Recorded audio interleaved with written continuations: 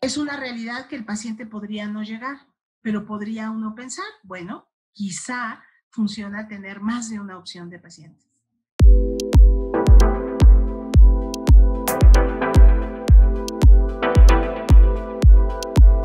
Ahorita estamos en un tiempo muy raro debido al COVID.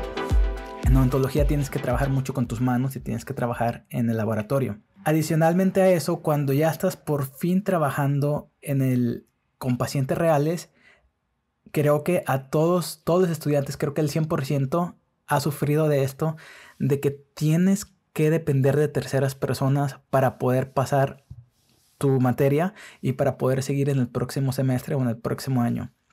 Eso nos genera demasiado estrés, sin contar que algunas veces tenemos que cooperar económicamente para que el paciente vaya, para que el paciente se anime. Entonces, no únicamente se trata de ir a clases, hacer exámenes, se trata de estar yendo al laboratorio, conseguir a tus pacientes, asegurarte que el paciente vaya y en algunas ocasiones conseguir dinero para que el paciente todavía se anime más. Y toda esa cadena se puede romper simplemente porque el paciente o ya no le dio ganas, o ya le dio flojera, o ya le dijeron que alguien más le dijo que para qué se está haciendo eso. Entonces, Sí. hablemos de lleno y cómo podemos lidiar con ese estrés siendo estudiantes. Un primer paso es justo identificarlo, que hay el estrés y que aquí hay una situación que lo detona, que es esta cadena de pasos que de pronto se puede romper, como tú bien lo explicabas. Y al hablar de lo que genera en ti como estudiante, es posible encontrar alternativas. Generalmente el estrés hace que te bloquees, que no haya manera de resolver. Cuando generas un espacio en donde poder hablar de lo que está sucediendo, porque es una realidad que esto puede suceder, ¿no? Que se rompa la cadena para que llegue el paciente y puedas practicar. Entonces, el generar espacios en donde poder hablar desde el punto de vista de la salud mental, de la salud emocional, ayuda a que abras ese espacio para encontrar alternativas. Aquello que de pronto suena como terrible, como imposible de llevar a cabo y que te puede limitar precisamente de depender de otro, bueno, te puede ayudar cuando lo planteas en un espacio para trabajar esas emociones a encontrar diferentes alternativas. ¿Cuáles? No lo sé. Sería cuestión de platicarlo con cada quien, con cada uno de los que está viviendo esta experiencia. Incluso, por ejemplo, el hecho de tener este espacio que tú tienes en donde pueden compartir información que ya desde tu experiencia o desde la de otros ayuda a otros a entender cómo son los procesos, ya eso es un trabajo desde el punto de vista emocional, el compartir o los chats que de pronto pueden generar en donde compartir información, porque eso ayuda a generar alternativas. Lo que sucede es que a veces el estrés, aun cuando se tienen las alternativas, emocionalmente no estás listo para encontrarlas, no estás lista como persona para encontrar esas alternativas. El espacio de atención o de acompañamiento, como yo le llamo, porque es un acompañamiento hasta la resolución de la sintomatología emocional, ayuda a poder elaborar esas emociones, a encontrar cuál es la razón por la que surgen esas emociones. Y no me refiero solo al detonante de que llegue o no llegue el paciente. Habrá personas que no se estresan y que lo viven de una manera muy distinta. ¿Por qué? Porque tiene que ver con nuestra historia, con nuestras creencias, con nuestros valores, con nuestra situación emocional en general.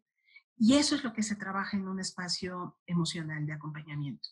Que de todo lo que está dentro de ti, realmente está viendo esta situación como estresante, qué recursos personales tienes para resolver y llevarlas a cabo y hacer uso de esos recursos personales, identificarlos para poder elaborar el estrés y resolver. Es una realidad que el paciente podría no llegar, pero podría uno pensar, bueno, quizá funciona tener más de una opción de pacientes. Y aunque impacte económicamente, por ejemplo, puedo hacer algo, no sé en este momento qué, que me permita tener alternativas para si no llega mi paciente, yo ya tengo el plan B, o incluso el C o el D.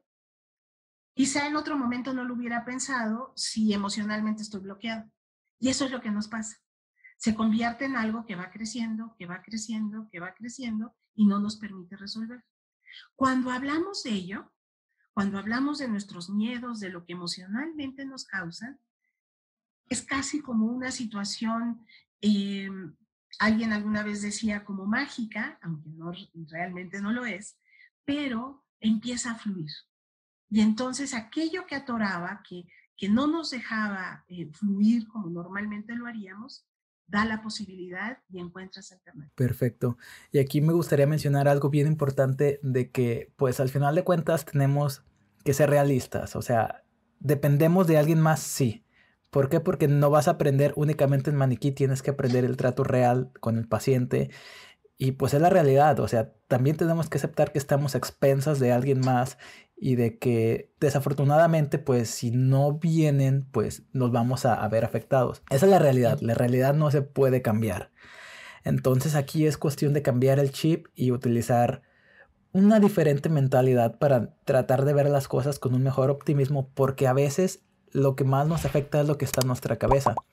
Entonces, ¿de qué manera crees tú que podamos cambiar un poquito la percepción? Como por ejemplo, yo recuerdo que cuando estábamos haciendo terapia, tú me hiciste cambiar Sí. como la misma situación, pero verla desde otro punto de vista. Inclusive podemos mencionarlo de que el miedo a veces nos ayuda. Exacto. Justo uno de los ejercicios que hicimos en esa ocasión es algo que estará asociado con un elemento muy importante de la programación neurolingüística, que son las posiciones perceptuales. Es decir, a veces las situaciones, la realidad, las vemos desde nuestra visión. Esa visión, cuando emocionalmente hay algo que nos esté estresando, hablando del estrés o del miedo, podría limitar nuestra mirada de la realidad. Y el ejercicio que hicimos fue tratar de verlo desde otra perspectiva, desde la perspectiva de otro, por ejemplo, o desde la perspectiva de un experto, que nos permite abrir nuestra visión, nos permite como alejarnos un poco de la situación y entonces ahí encontramos alternativas. El tema específicamente del miedo, recuerdo que lo que trabajamos y lo que se puede trabajar en diferentes espacios es encontrar el para qué de ese miedo, por qué o para qué aparece ese miedo en nuestra vida. Y generalmente tiene una función, el miedo no es tan malo, significa algo, nos está dando un mensaje en nuestro interior. Se trabaja en sesión es encontrar cuál es la intención positiva de ese miedo para poder como negociar con él mismo o con nosotros mismos, con nuestra parte interna, con nuestra voz interna y encontrar otros medios para alcanzar objetivos que sean más saludables para nosotros. El miedo puede llegar a paralizar.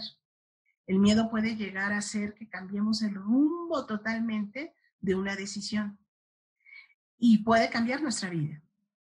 Entonces, se hace un trabajo en sesión para negociar con él, para comunicarse con ese miedo y encontrar otras posibilidades o alternativas que nos protejan. Generalmente, el miedo lo que hace es protegernos de algo.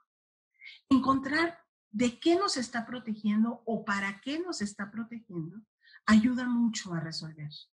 Y ese es solo un ejemplo. Hay muchas otras posibilidades de situaciones que el miedo puede provocar en nuestras vidas, que el espacio de acompañamiento lo que hace es ayudarte a descubrir, a identificar qué está sucediendo ahí para poder resolverlo.